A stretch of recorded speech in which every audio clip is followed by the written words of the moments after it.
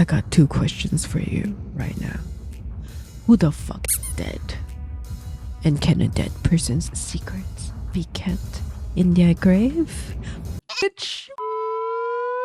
Welcome back to the channel, or if you're new, welcome to the channel. I'm Midori, and today we're gonna talk about the book, the international bestseller, the book that everyone's been talking about for a really long time, The Housemaid by Freida McFadden. Okay, in a few days the movie will be out, so if you don't want any spoilers, I would suggest to save this video and come back later. But you know, just watching the trailer alone, I just feel like they altered or adjusted some details from the book, and as someone who loves books, I just wish like they would stick to the book itself, but we will talk more about that later. So for all the details not in the movie, you can watch this video. Okay, now let's do a quick recap so we are on the same page.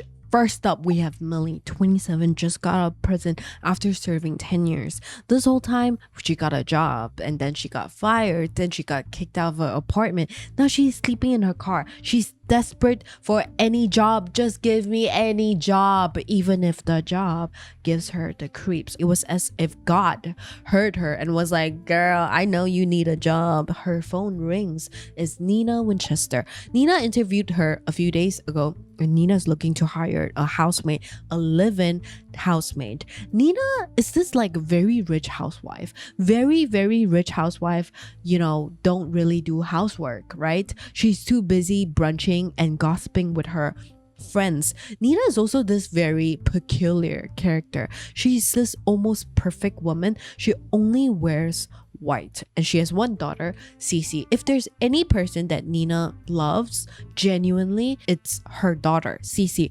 Cece though is just as peculiar as the mom. She wears Victorian dresses, white Victorian dresses, and Cece hates Millie. Honestly, if I were Millie, I would not be so offended, girl. You look like a Victorian doll here, what? But the real red flag in this environment is the house itself, specifically Millie's room. It's up in the attic. You can't, and I know that in the movie it's like this like very cozy attic room with the ambient, right? But not in the book. In the book, she cannot even stand at full height. It only has 2 light bulbs to light up the entire room. It has a small closet, a fridge, and inside that fridge has 3 tiny bottles of water, and the lock to Millie's room locks from the outside. Why would a bedroom lock from the outside? She asked Nina that, and Nina was just like, oh, you know, it was not a bedroom before this. It was like a storage space, and of course I would want to lock from the outside, but yeah, I just forgot to change the lock. But no worries, you would have a lot of privacy in here. I wouldn't even want to come up here. Okay, now then there is Enzo, the landscaper, the hot landscaper with the bicep, the outsider who seems to know a lot, and he always warned Millie, get out, it's dangerous here. Nina is not the crazy one here, but Millie doesn't listen. It does not register because that is not her experience. Andrew is Nina's husband. Andrew Winchester is perfect. He's kind, he's charming, he's successful, he's handsome, and he's like this very understanding and loving husband as well. He would always tell Millie like, don't blame her. She, you know, she was not always like this. She was sick. That's why she's like this now. So you just have to be more understanding. And Millie's like, oh my God, you are already my dream man. Could you be more perfect than this? And the stars align for her. Andrew tells Nina one day that he wants a divorce. And Nina just like barely fights back, and she just leaves. With Nina gone, Millie thinks to herself, I've won, you evil lady. She thinks that she is safe. She thinks that one day I will be Mrs. Winchester. But right now, Millie wakes up in the attic, confused, hand on the attic doorknob. She tries to turn it. It does not turn. She's locked inside the attic after having with Andrew. So what the fork happens now? To really find out what happened, we have to look at everything from Nina's perspective. Nina right now is sitting alone in a hotel room and she's holding a photo of Andrew. She's holding at it, she's looking at it, and she's thinking to herself, I can't believe that I actually got rid of that a-hole. She takes out a lighter and she sets Andrew's photo on fire. Then what happened? What do you mean? I thought you are the crazy one. I thought you are the unreasonable one. What do you mean Andrew is the a-hole? Then she takes us back to when Cece was just 4 months old. Okay, that was when she met Andrew. Cece is a product of a one-night stand in college. There's no future. There's no future with a partner. There's no partner, okay? When she found out that she was pregnant, she had to drop out of college, find a crappy receptionist job to support herself and Cece. She lived alone. She was busy. Her and her neighbor took turns to babysit each other's kids. It was only 4 months after giving birth. Nina is already working. And Nina is a mama. She's producing milk. Okay, that's random, but stay with me. If you are a mama, you need to take breaks to pump. But that's not her boss's concern. Her boss didn't care. Her boss is like, pump it? No. One time, she leaked in front of her boss and her boss's boss's boss. Big boss, her boss, straight up scolded her and was like, get yourself cleaned up. He's being a jerk, okay? But the big boss was so nice. He waited for her to come out of the restroom and asked her if she was okay. He acknowledged that her boss is a jerk. And then he was like, would you like to come to lunch with me? This big boss is Andrew Winchester. The vibe is celebrity in the office. Oh my god, he's so handsome. Why is life so unfair? Why is he so hot, successful, and he has everything? I love you. That is the vibe that he's giving. Nina felt special. Andrew saw her. Andrew asked her out of everyone to lunch, and then he asked her to dinner, but she can't, right? She has to babysit and everything. She got a busy life. And Andrew is always to the rescue. He says, my mother loves kids. She will love to babysit for you. Okay, can't blame the girl for falling for Andrew. He's got her back. He's all in since day one. Would you call this love bombing? Months after, they get married. But one question remained. Why me? Why did he choose me out of everyone? It was all too perfect. So she tried to look for dirt. Caitlin. Okay, Andrew was engaged to another woman before Nina. Caitlin. Don't know her last name. So she tried to search for Caitlin on social media. Caitlin and Andrew. Nothing. And this guy is probably not on those are we dating the same guy sort of website, because he was just so perfect. He made it clear from day one, I want to keep her for life. I want a family together. I want a life together. I want a commitment, a true commitment. Andrew was different, and indeed he is very different. And Nina would find out on one fine night after putting Cece to sleep. Nina that night is feeling so special, so lucky, so full of love. She sees Cece in this home, and then she turns around. Andrew, perfect husband, just standing there waiting for her to go to bed with him. He approaches Nina. He tucks a strand of her hair behind her ear, and he tells Nina, I can see your roots are starting to show a bit. Ever since Nina became a Winchester, let me tell you, she made it a mission to show Andrew just how much she values this life, a life with him. She would do everything to please him, to make him happy. You love me in white? I will only wear white. You love me with blonde hair? I will only have blonde hair. Roots to end. This is probably the first time that she missed a salon appointment. She had been so busy with Cece lately that she just told Andrew that. Then something crosses his face. You can't tell what it is. Something is bothering him, and he's still smiling. Then he says, there's some paperwork in the attic. I was wondering if you could help me find them. After that, then, we can.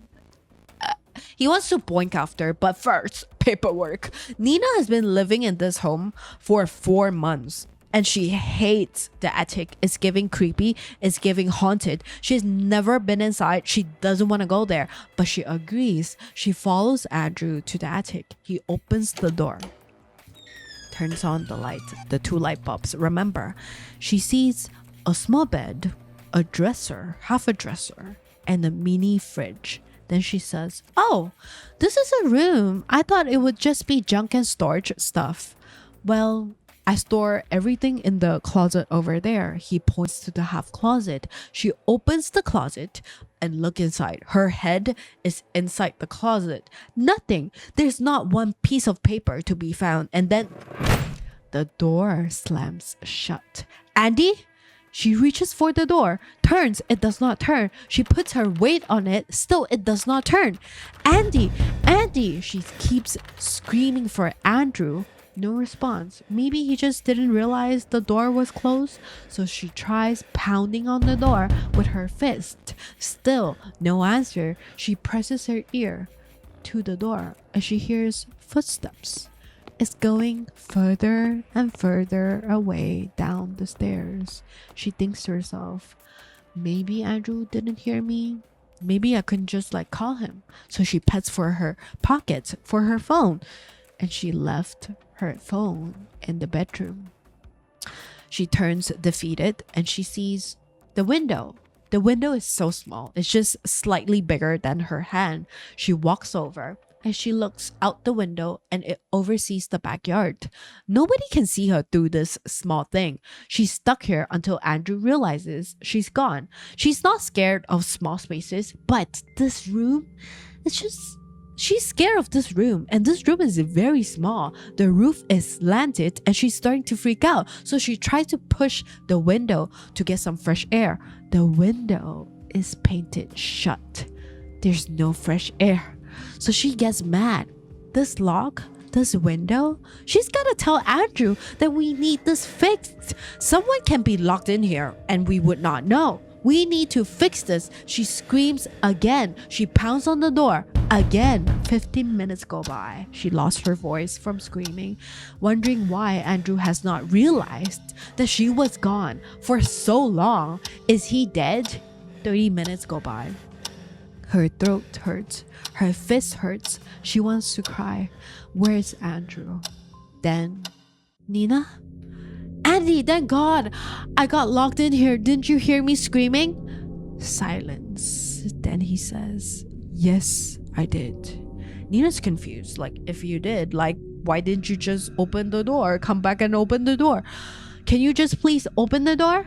Silence. No, not yet. I don't understand. Why can't you just let me out? Did you lose the key?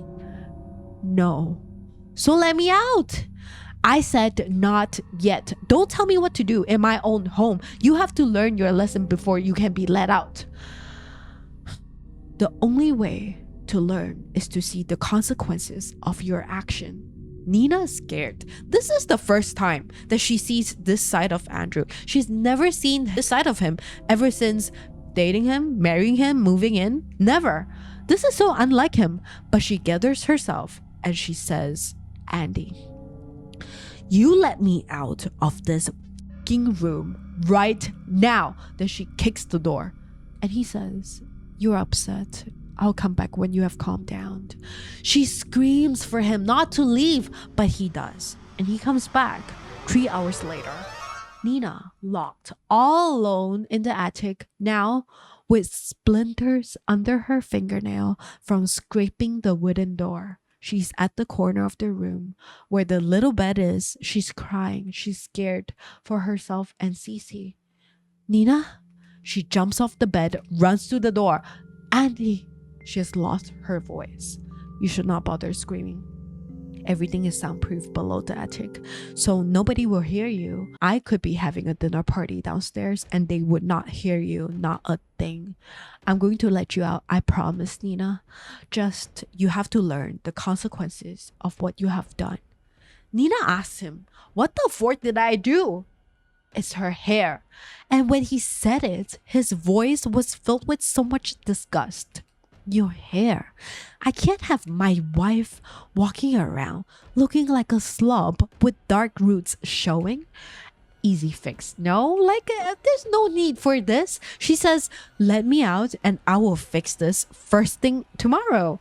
But he yawns. I'm going to sleep now. You just have to hang in there, okay? We'll talk more about your punishment tomorrow morning. and he leaves.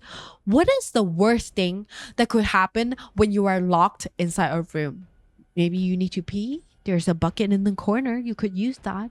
Maybe you are thirsty. There's 3 tiny bottles of water inside the fridge. Andrew planned all of this.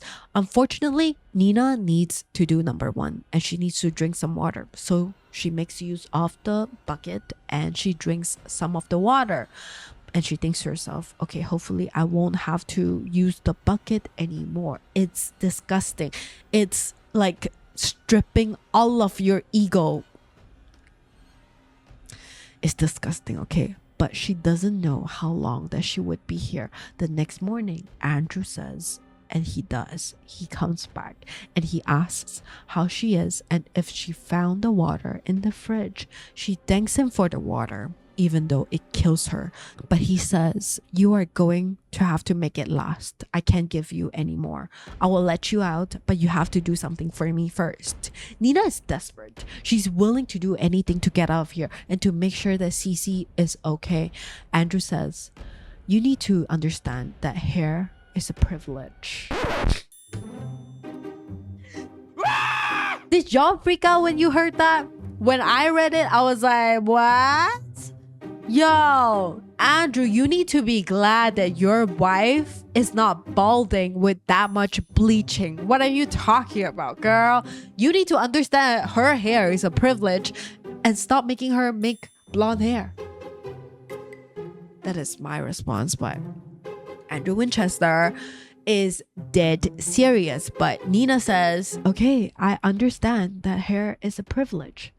Do you, Nina? Because you could not take care of your hair. Now you have to give it to me. I want 100 strand and I will let you out after that. I want it from your scalp. I want to see the roots. Are you serious?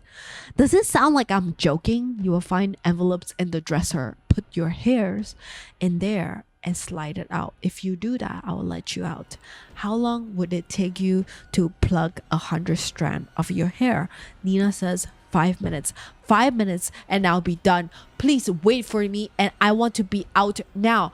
But he says, I'll be home by 7 and remember, I want fully intact hair. If I don't see the roots, it does not count. She screams for him, just 5 minutes, please.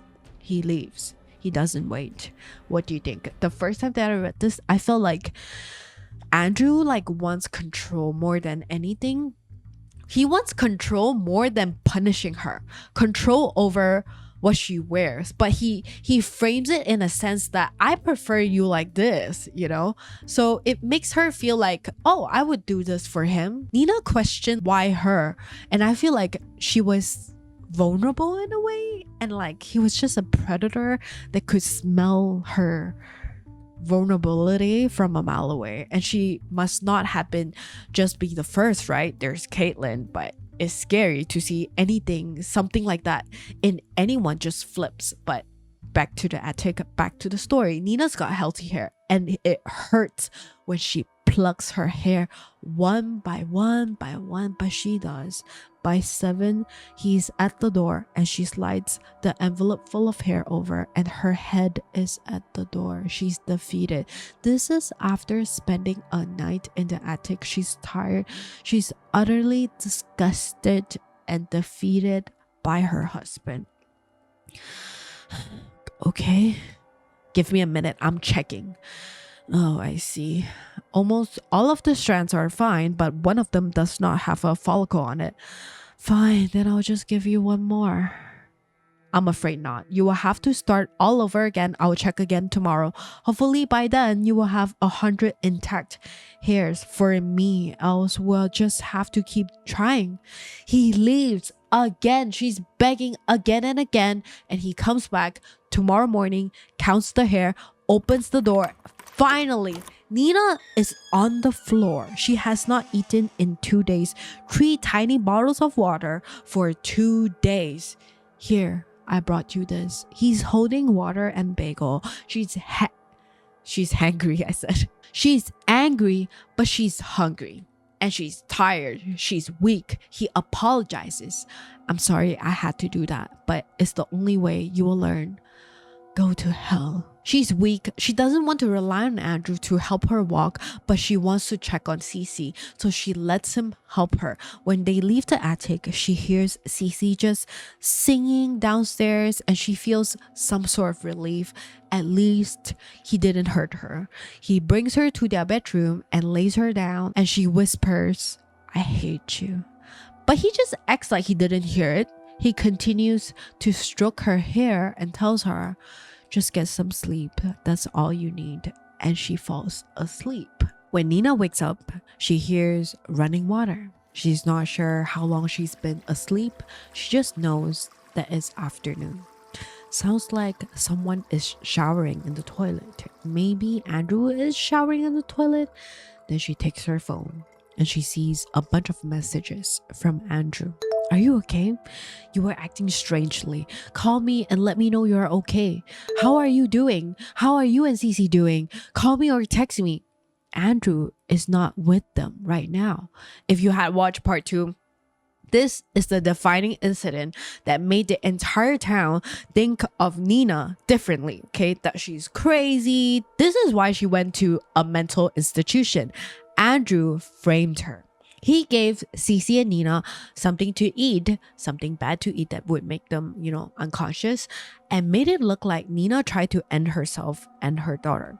What happened was he brought Cece into the master bathroom inside the tub and left the water running. Then he closed the bathroom door and Nina was just like lying on the bed inside the same room in the master bedroom. Then he spam texted Nina to clear himself of the situation, that he came to the rescue, okay? When the police came, it was exactly as Andrew had wished, that Nina needs to go get help, that she tried to end herself and her daughter. Then if Andrew had not called the police, they would all be dead. For the next 8 months, Nina is in a psychiatric hospital. The entire time, she just keeps repeating the entire incident as told by everyone, but she cannot recall anything. Taking pills, of putting Cece in the tub, of taking any medication. Okay, she went to Andrew's family doctor, and that doctor told Nina that he did give her those medication and she did use those medication on herself and Cece. Everyone is gaslighting her, including her therapist in the hospital, saying that she suffered from major depression and delusion, and that's why she tried to do that. The thing about gaslighting is that if it's done hard enough in a specific environment, especially isolated, you will start to believe that you had done what everyone said that you had done. She's starting to believe that maybe I've done it. Maybe I was not in the attic pulling out my hair. Maybe I remembered it wrong, because it must not have been Andrew, right? Andrew was always so loving. She tells herself, Andy didn't do anything to me. It was just my screwed up brain that imagined it all, but it felt so real. However, Nina may be able to trick her brain, but her body is a different story. The way that she didn't let Andrew touch her, like the sick feelings that she get when Andrew told her that she's going home, you can't trick your body, okay? What's crazier is that Andrew is also pretending like the whole thing didn't happen. Ever since Nina was discharged from the hospital, she started to see a therapist again. Guess what? Recommended by Andrew's mother. This therapist is encouraging Nina to go back to the attic to face her fears. There's no dungeon in the attic. Promise me you will try, Nina. Andrew is paying for all of this, by the way. He drives Nina to her sessions. He talks to her right after each session. He will ask, how did it go? This time, she tells him, my therapist thinks that I should go to the attic and I'm thinking about it. Nina, I think that's a good idea. Once you go up there, you'll realize the whole thing was just a delusion. It will be like a revelation, you know? Nina wants to face her fears, not because she's scared of the dungeon, but because she's scared that she might try to end herself and Cece again, especially Cece. Right now, they don't even trust her to be alone with Cece. Andrew's mom, Evelyn, or Andrew are always around to make sure that this does not happen again. Since coming home, Nina has been seeing a lot of Evelyn, and then she noticed something. Evelyn loves to wear white clothes, and she got blonde hair. She is that perfect woman. She even dresses Cece in white. If there's one person Andrew is scared of, is Evelyn. He would tell her, "Thanks for watching, Cece, mother." And she would say, "Of course, she was good today, but I saw you left your bedroom lights on. How wasteful of you." Andrew would turn bright red and Nina would speak up. "Oh, it was my fault. I left the lights on." Nina was not sure if it was her, but Evelyn does not like her, so this is not going to change anything, right? And you know how like before your parents leave, they always like do something to you? Just before Evelyn leaves, she reaches over to Andrew's collar, adjusts it, suits his shirt, cocks her head, looks up and down, and nods and tells them, "All right, I'm off." Which is weird, right? But they have dinner, then they put Cece to bed, then they go to the attic as Nina's therapist suggested. Both of them are standing in front of the attic door, and Andrew says, "We will take it slow, okay? But this will be good for you to see for yourself that there is nothing there to be scared of, that this was all completely in your head." Nina still believes him more than what her body can remember. Nina steps inside the attic. Full moon, but there's no light from the window. She asks Andrew to turn on the lights, and he does. Now Nina is the only one inside. He's outside, but the lights are so blinding for some reason. And then he slams the door shut on her again, locking her inside again, and she screams for him with fear, "Andy!" And there it is. It was all real. Nina remembers everything clear as day. It did happen. She did pluck her hair. She was locked in here for 2 nights. She was in this room screaming for Andrew, and he was just outside on the other side calling her name but not letting her out. This time he even covered the windows and put in new lights. He says, "If you turn off the lights, it will be pitch black. If you turn on the lights, it will be ultra bright." They are pretty intense, huh? This is to teach Nina a lesson. Light is a privilege. You didn't turn off the lights. There are people in this world who don't even have electricity. You know that, Nina? And you waste it. Nina tells him, "You are a crazy, sick a-hole." He laughs. Maybe that's true.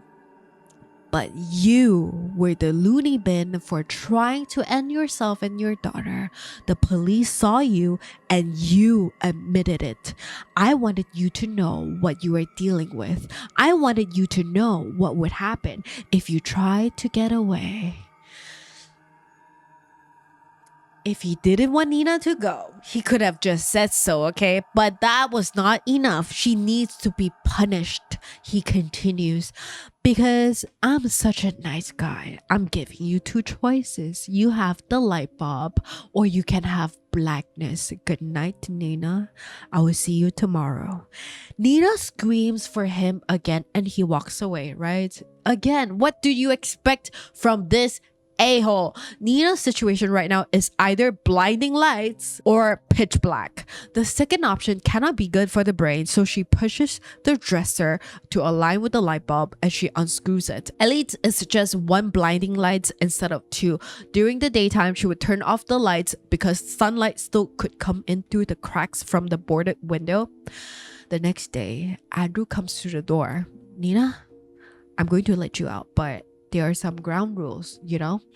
You cannot tell anyone what happens in this room. Not your friends, not your doctors, nobody.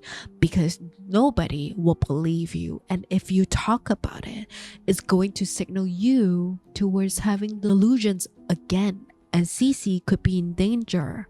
Do you understand, Nina?" "Yes." "Okay, from time to time, you will be disciplined and that will take place in this room." "What? No way, forget it." I don't think you can negotiate, Nina. You are my wife and I have specific expectations. But really, it's for your own good. This is for you, Nina. Look at this horrible life choices you have made before I came along. You had a dead-end minimum paying job and you got knocked up by some losers who didn't even stick around. I'm just trying to teach you how to be a better person. Nina tells him that she wishes that she never met him, and he laughs again. That's not a very nice thing to say. I guess I can't blame you. I'm impressed that you managed to unscrew one of the light bulbs, though. I didn't even think of that. I'm watching, Nina. I'm always watching. This is going to be our lives from now onwards. We will be a happy married couple like everyone else, and you will be the best wife in the entire neighborhood. I will make sure of that. Do you understand, Nina? Psycho. What the fuck? That's fucking weird. This is also weird. Like, his mom only wears white and he probably got this like white clothing, blonde hair obsession from her, which is weird. What do you think? I feel like I know, like we always carry some part of our parents with us. This on your wife is weird. It's unsettling. But this goes on for 7 years. 7 freaking years this goes on. Nina cannot deny that he had been a wonderful husband at times. He supported this family financially. He was a father to Cece. He's even tempered and agreeable. He's almost perfect, but no matter what, he would not let Nina leave. He threatened her with her mental health problems, her history, and he even used Cece against her. So she tried to be perfect, to be the woman that he wanted, but he always finds a way to punish her. So she gave up. No more gym. Always moody. She eats anything he wants. Maybe if she didn't look good anymore, he would leave her, right? No, he still wants her. Now she goes to the attic once every other month, but she never knows like what he has in store for her until she's there. The thing is, sometimes he punished her for Cece. So it's not even about Nina herself. It's what Cece had done that he does not like. She would be sent to the attic for it. And to make sure that everyone is in good behavior, he keeps a big jar of peanut butter in the pantry. If you have not watched part 1, Cece is allergic to peanut butter. Okay, to peanuts. It's not life-threatening, but she gets these rashes, and Nina threw them away many times, but he keeps buying them and placing it front and center in the pantry. Hold on to your chair, because if you think for a second that this is disturbing, sometimes Andrew would even slips a little bit of peanut butter into Cece's dinner just to prove a point. And honestly, you cannot blame Nina for wanting to drive this into his face, but she can't. He has a letter written that if he dies, it's because she's unstable and she did this to me. So Nina really doesn't have a way out. Imagine how she felt, right? Like, it must have been so tough for her to keep up this perfect wife image for herself and her daughter, but really it's for survival against this stupid, this fucking face monkey bitch. This, you think money can buy everything? This is a fictional thrill story. But Nina is not scared of Enzo, the landscaper with the bicep, okay? She's very nice to Enzo. She likes Enzo, actually, because he seems like a genuinely good and kind person. Cece sometimes watches him and talks to him, and he's like always so patient. He will show her flowers, say their names, and he's just so sweet.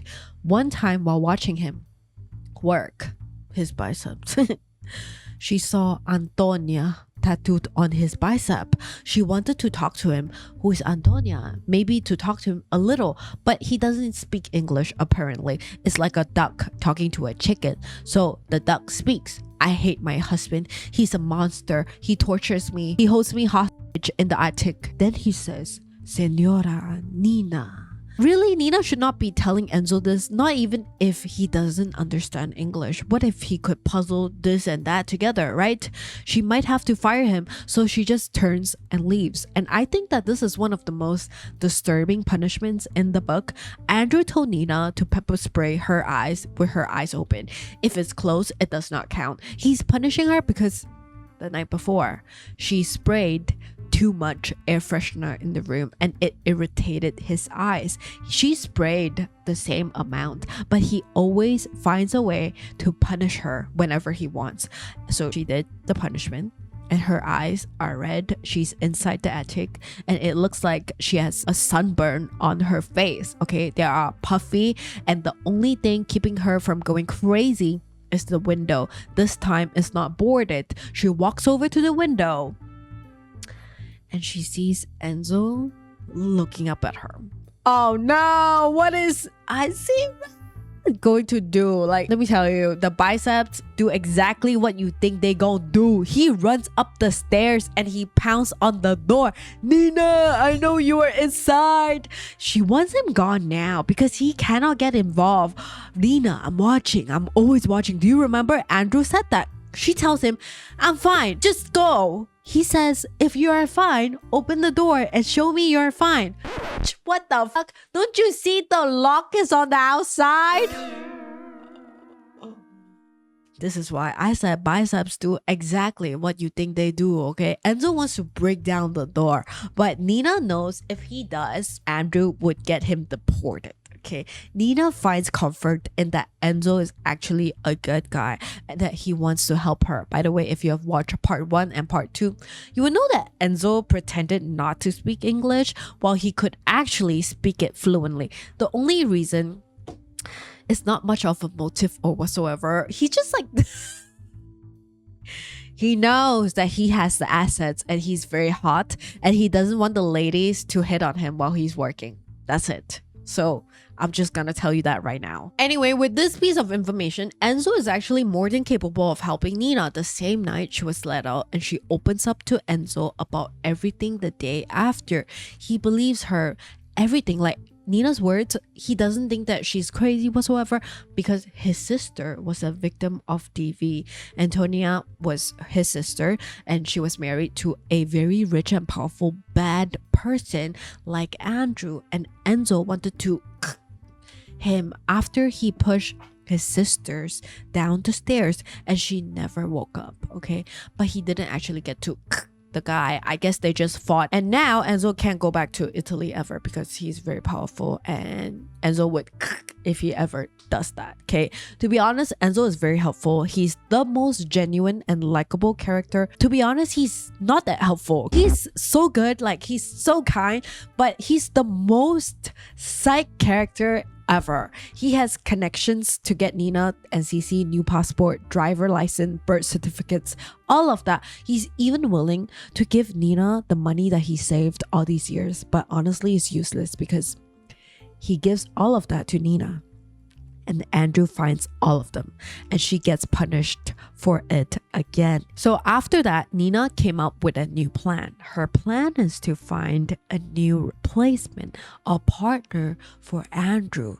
Millie, the newly hired housemaid. When she was looking for a housemaid, she doesn't need one, okay? She needs a replacement for this bitch. She has to find someone who's beautiful, who is younger than her, and she has to look good in white. She hired Millie because she's all of those things and she has a history of violence. That is why she went to prison. Nina made the attic Millie's room so Andrew could see Millie as her replacement, so it's more realistic. If you ask me, this is like a little tormented, but Nina says it's the only way it will work. It will only truly work if also Millie and Andrew have a mutual connection. Millie hates Nina enough to boink Andrew, and Millie and Andy get the chance to be alone. Mutual connection, easy, done. Make Millie hate her, easy. Just make a mess of the house, freak out over the PTA notes that she left in the kitchen counter. She did not leave anything. Nina hates making a mess of and making Millie clean after, but this is the only way that Millie will hate her.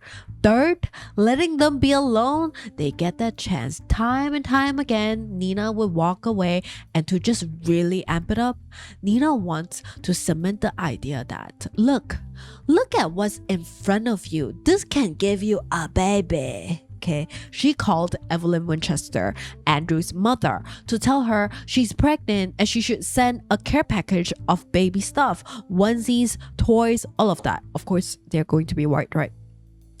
When Andrew opened the package, Millie is right next to him, okay? He's horrified and she's just right there comforting him, putting her hand on his, reassuring him that if you want to talk, I'm right here.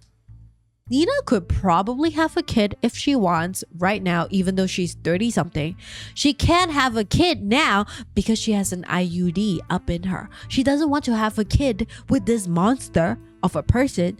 That night, she picked a fight with Andrew. She screamed at the top of her lungs. This is in part 2, telling her that he's better off without her. He could have a child with someone younger. And the thing is, Nina is disgusted by Andrew. She does not love him one bit. She's repulsed by him, by his touch, by his presence, by his boink. But Andrew still loves her, genuinely. And you can see it in his eyes, which is freaky. During the fight, she punches the window and her hand starts bleeding.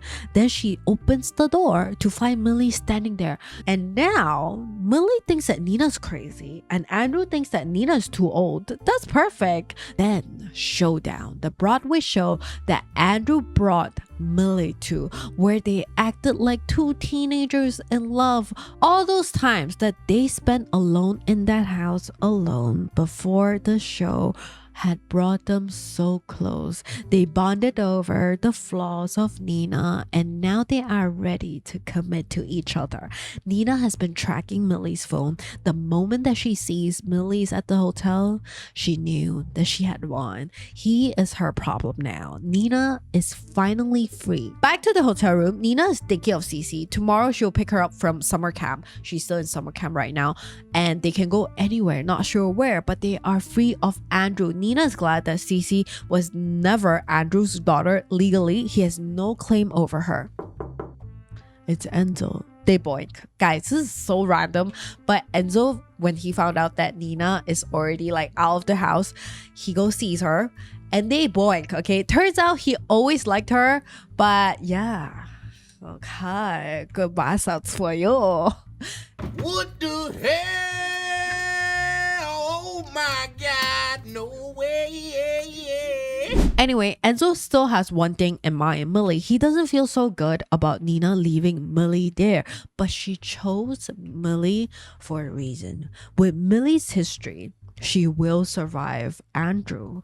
Let's go back to Millie now, locked in the attic. Same thing. She calls for Andrew. She thinks that it was all a mistake. She thinks that this was all a mistake. She has to do number one. She doesn't have her phone, but she sees 3 thick books in front of her. A guide to US prisons, the history of torture, the phone book. Millie, are you awake? She asks him to open the door. Silence. Millie, do you remember yesterday you were reading some of my books from the bookcase? You just left them on the coffee table. You didn't treat my books very well, did you? I'm sorry. You say you're sorry, but this is my house. You can't just do anything you want without consequences. I thought you would know better, since you are a maid and all. And Millie's like, why did he just say maid like that? It feels like he looks down on her, but that was not the case when they spent the night together. That evening, he was praising her, telling her, you are such a hard worker. You're so smart. I don't even know why you want this job. But Andrew continues, I'll open the door, but you need to do something for me first. I want you to lie on the floor of your room and balance them on your stomach, all 3 books. She is shocked. What are you talking about? He must be joking. She has to do number one. She tells him that, and he says, there's a bucket in the closet if you need to relieve yourself. Andrew, I mean it. I really need to go to the bathroom. Remember, there's a camera in the room, and he has been watching Millie for weeks already. Right now, Millie would really have to do the punishment for real or not. She will not get out. She's angry. But a part of her thinks that this cannot be true. I literally just boinked the guy just now. Well, the footsteps sound real though, and it's getting further and further away. Andrew already left. Millie opens the fridge and there was nothing but 3 tiny bottles of water. She had food inside there, but they are not there now. Somebody took them out. She takes 2 bottles of water, chucks it, immediately regrets it. Who knows how long she'll be here. So she does. She puts those books on top of her stomach with the water, okay? With the bladder getting full minute by minute, and she has to make it to 3 hours, and she does. And she pushes the book off and she tells Andrew, I did it, you a-hole, let me out now, he says. But here's the thing. You pushed them off a minute too early. You have to start again. 3 hours? Again? Right now? I've already had all the waters. She can't be here any longer. And he says, well, that's a shame. Next time you'll learn how to conserve your water. Next time? Are you out of your mind? There's not going to be next time. Andrew says, really? Actually, I think there will be. You are on parole, right? If you were to take something from our house, and I'm sure Nina would back me up on this, where do you think you would end up? One offense and you are right back in jail. Whereas you only have to stay in this room for a day or two every once in a while if you misbehave. I think this is a much better deal, don't you think? Get back to work. 3 hours later, Millie's stomach feels like someone punched it continuously for hours on end, but she had done it. But she can't even stand up right now. But Andrew says, I see you through the CCTV. Excellent job. And he unlocks the door. He gives her a bottle of water and she drinks all of it, and he apologizes to her. You do have to be taught a lesson when you do something wrong. It's the only way you will learn. And he shows her his phone. Isn't that great? Isn't that a great image? Like a movie. Do you know what the image is? It's a still image of what was captured from the camera, the CCTV, in this very attic. Millie looking pale AF and hunched over with stringy hair. And he said it was just like a movie. Millie's in disbelief. Millie then reaches over for something that Nina left her. The pepper spray. Then she sprays Andrew's eyes with it. She grabs his phone and she locks the door behind her. She locked Andrew inside the attic, okay? And now is Andrew the one that is screaming on the other side. Millie, what the heck? He's screaming for Millie, keeps telling her, let me out. I will let you out, just not yet. This is something that she would keep repeating to Andrew, and he threatens again. This is my house. You can't keep me hostage here, and you are a criminal. All I have to do is to call the police and you're right back in jail. But he can't call the police because she has his phone. He demands for his phone. I want my phone now. But she's hungry, okay? She wants a sandwich. So she leaves him screaming her name as she walks down the stairs into the kitchen and make herself a bologna sandwich. Then she heads back to the attic in her free time. Andrew has been waiting. He calls for her. Millie, I'm here. You've made your point. I'm sorry. I'm sorry about what I did. I realize now that I'm wrong. Say it. Say you're sorry that you did a terrible thing to me. Millie's watching the camera feed and he doesn't want to say it. He's not sorry one bit, not for anything. But he says, I'm so sorry. I was absolutely wrong. I did an awful thing to you and I will never do it again. Will you let me out now? What do you think that she would say? Not yet. I would, but not right now. Yup, that's exactly what she said. I'm going to let you out, but you have to be punished. Put the books on your stomach, but lower for 3 hours. Do it. on his balls. Okay, 3 hours later, she comes back. Andrew, how are you feeling? How do you think I'm feeling? Let me out of here, you bitch. I swear to God, if you don't let me out right now, I will kill you. How casual, right? The way that he just said, I would you. She's looking right at the camera feed and thinking, how many times have he done this? In this position, outside the store, with this lock, with his key, and just looking at his phone with a woman on the other side. Did anyone die in that room? The question is, how long can he survive in that room with no water? Google says about 3 days, but surely he wouldn't have enough energy by day 2, right? He bribes her. Millie, listen, I'll give you $1 million right now. Just let me out. 2 million? We can negotiate, right? I'm afraid not. I need to go to bed right now. I'll see you tomorrow morning. The next thing, she checks the feed and Andrew is weak on the mattress. She calls for him and he immediately tells her he did it 3 hours on his balls. And Millie tells him. So here's the thing. The video feed did not came through overnight. Frustrating, right? So I'm afraid you'll have to do another punishment. This will be easier, one-time deal. It's simple. If you want to get out of this room, all you have to do is pull out one of your teeth. You are joking. I'm not doing that. I think that another few hours without water, you might feel differently. Andrew slams at the door and then he howls with pain. Maybe he broke a bone, not sure, but he starts screaming, let me out of the fucking room now. There's so much agony in his screams. He's on his knees, he bows his head and he cried like a little baby. This man is breaking. But Millie leaves. 5 days later, Nina comes by the house because of Enzo. Enzo told her that they need to get Millie out of there. She enters the house, calls for Andrew. Millie? Then she walks to the attic, opens the door, and sees Andrew lying there lifeless. Behind her, hello Nina. Millie is pointing the pepper spray at her. Millie, put down the pepper spray. I promise I'm not going to hurt you. How long has he been here? 5 days, 6 days, I've lost count. Millie, he's dead. Do you think he's dead? Dead? Nina goes to check on him and he is gone. Andrew is gone for long. Millie panics. She might go to prison for this forever. So here's what happened. Millie went to jail because she killed someone in boarding school. She slammed a paperweight into a guy's face so hard that he died on the spot. That guy was coming on to a friend and she was defending her friend. She did other things too. Like, for example, one time she shoved a boy in her class for calling her name.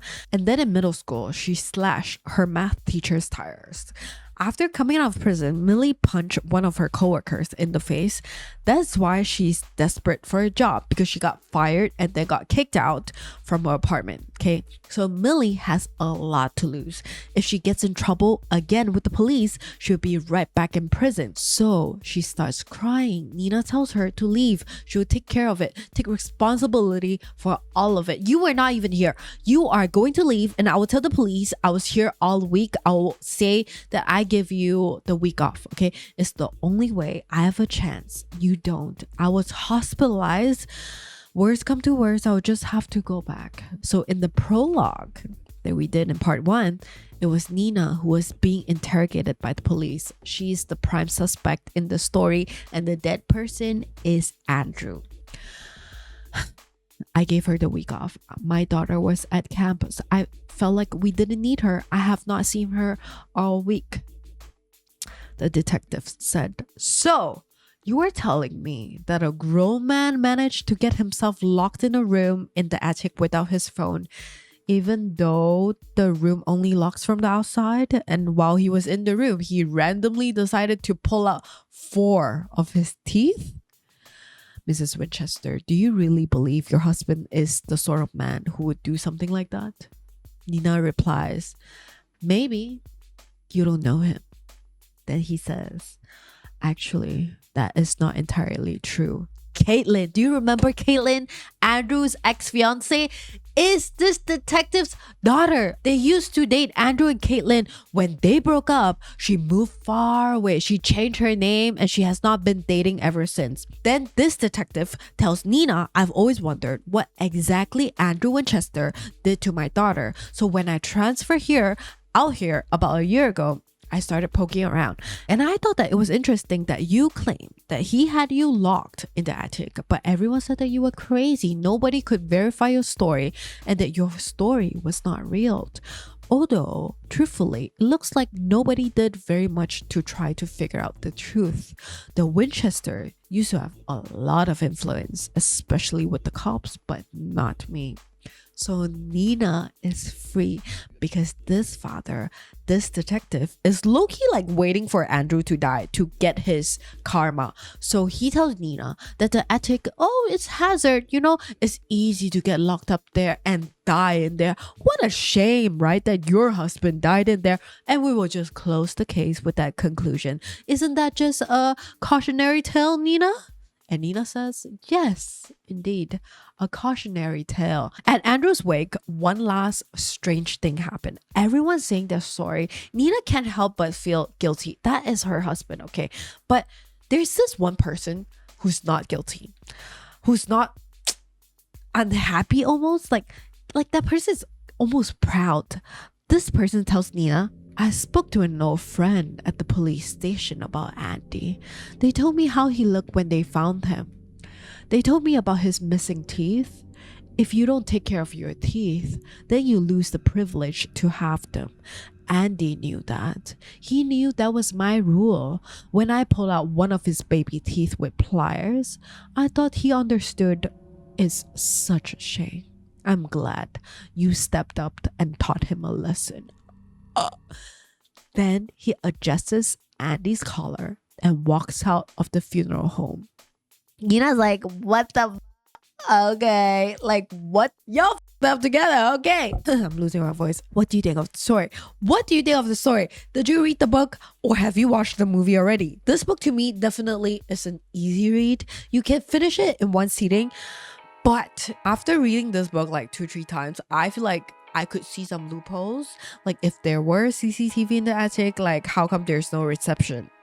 If Andrew wanted his phone to call the police inside the attic, how's that possible? There's no reception.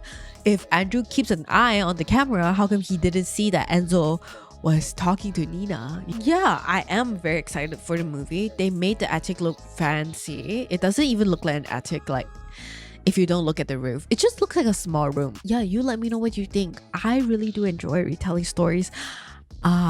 This one might be a little bit late because I was sick for like 3 days. But yeah, let me know what you think. If you like more stories like this, you let me know. I'm already like reading 2 more mystery books. If you have any books that you would like me to read or recommend, girl, go ahead. I've been reading. None of this is true. Oh my god, Lisa Jewell said, you want something scary? Okay, I'll give you monsters. Now I'm reading Hidden Pictures. I have also read The Family Game, so I might do The Family Game next. You let me know if you have read any of those books. And while you do that, you can watch part 1, part 2 right here or like right here. Either way. And I will catch you in the next story.